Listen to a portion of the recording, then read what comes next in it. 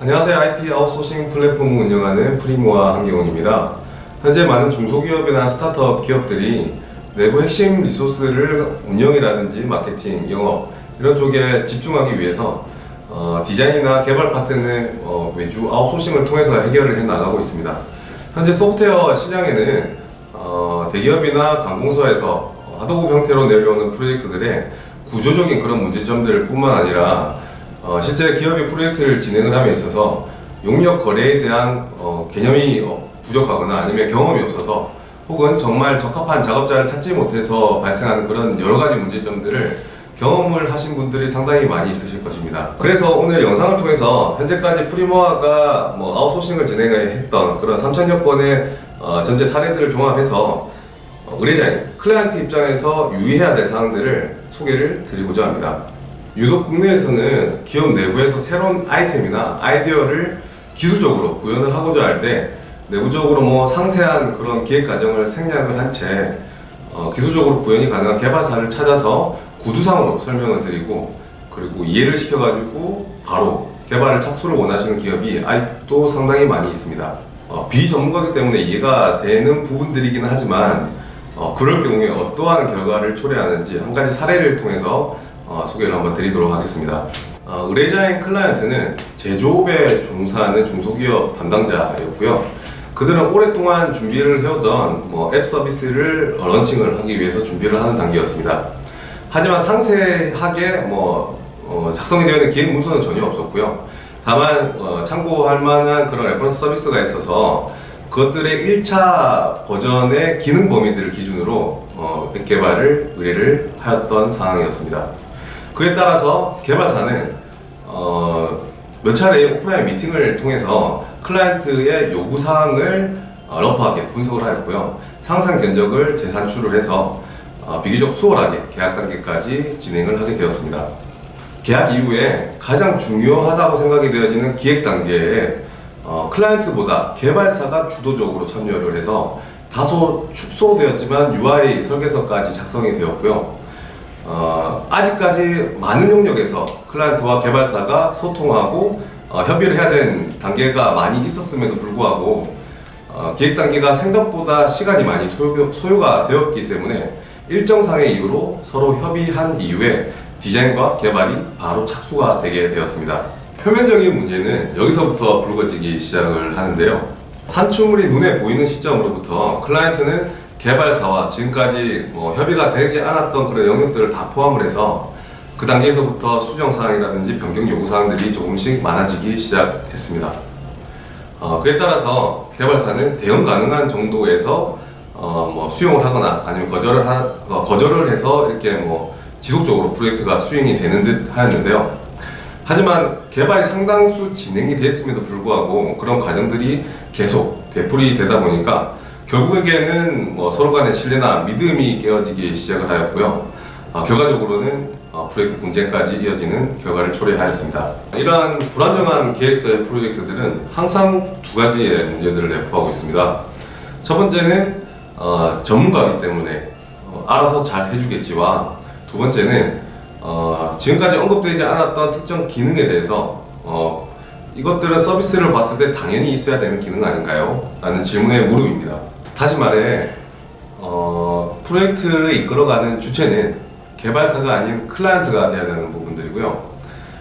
비전문가니까 뭔가 전문가한테 기대는 의지하는 입장으로 접근하기보다는 정말 중요한 기획 단계부터 주도적으로 참여를 하고 명확한 작업 내역들을 이끌어내서 확정되어 있는 작업 범위 기준으로 뭔가 개발 진행 과정을 감독하는 그런 입장에서 관리를 해주셔야 된다는 것입니다. 그리고 아웃소싱이라는 것은 결국엔 사람과 사람이 만나서 약속된 그런 작업 범위와 기간에 의해서 용역이 수행이 되는 거래 형태입니다. 다소 상세하게 작성이 되어 있는 계획 문서가 있다라고 하더라도 앞서 말씀드린 것처럼 사람이 아닌 일이기 때문에 누락되는 요소들이 발생을 할 수가 있고요. 그럴 경우에는 개발사와 수많은 소통과 협의 과정을 통해서 서로 간 조금씩 이해를 하고 양보를 한다면 프로젝트는 정상적으로 수행이 될 수도 있을 것입니다. 하지만 이런 과정을 통해서 이미 서로 간의 감정 싸움이 되었거나 혹은 프로젝트의 개발 범위에 있어서 공격과 방어 형태로 프로젝트가 치닫게 된다면 그것은 프로젝트가 표류하거나 망가질 수도 있을 것입니다. 간혹 기획서는 어떻게 작성을 해야 되는지, 그리고 양식은 없는지 요청을 주시는 분들이 있는데요. 기획 문서는 정해져 있는 규격의 양식이란 것은 없습니다. 필요하시다면 구글링을 통해서 샘플 양식을 검색을 해보면 정말 다양한 문서 양식들을 찾아볼 수가 있고요. 기획서 작성의 핵심은 내가 생각하는 기능 요소들을 명시하는 데 이유가 있고, 빠진 것들이 없는지 내부의 몇 번의 검토 과정을 통해서 계속 시뮬레이션을 여러 번 해나가면서 수정을 해나간다면 결과적으로는 완성도 있는 기획 문서를 만들 수가 있으실 것입니다. 앞서 전달드렸던 내용들을 종합해서 기획 문서의 관점에서 어떻게 의뢰를 해야 분쟁에 대한 리스크를 줄일 수 있는지에 대해서 요약해서 5가지 형태로 말씀드리겠습니다. 첫째, 내부적으로 아이디어를 구체화한 뒤에 바로 개발자를 찾는 것이 아니라 다소 시간이 소요가 되거나 특정 영역에 있어서 스터디가 필요하다고 할지라도 가급적 내부적으로 UI 설계서라든지 기능 정의서, 메뉴 설계들을 작성하도록 노력을 해주셔야 됩니다. 둘째, 개발업체에 턴키로 의뢰를 하는 것보다는 최소한 기획 단계에는 분할 발주 형태로 리스크를 최소화하는 것이 좋습니다.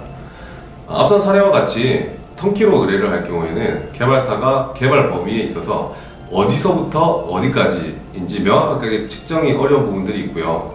영업적으로 접근을 해야 되는 그런 상황과 계약이 이미 기간이나 금액을 정해서 진행을 하는 형태이기 때문에 정말 중요한 기획 단계에서 열려있는 그런 기획을 진행을 하기가 사실상 정말 어려운 부분들이 있습니다.